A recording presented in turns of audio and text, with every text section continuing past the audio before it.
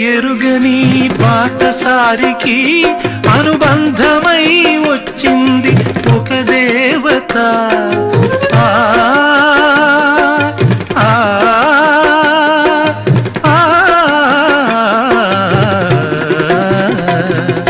బంధమంటూ ఎరుగని బాటసారికి అనుబంధమై వచ్చింది ఒక దేవత.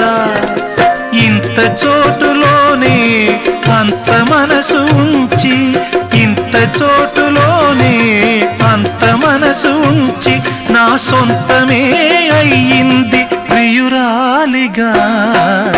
ముద్దబంతి నవ్వులో మూగబాసలు, మూసి ఉన్న రెప్పలపై ప్రేమ లేఖలు.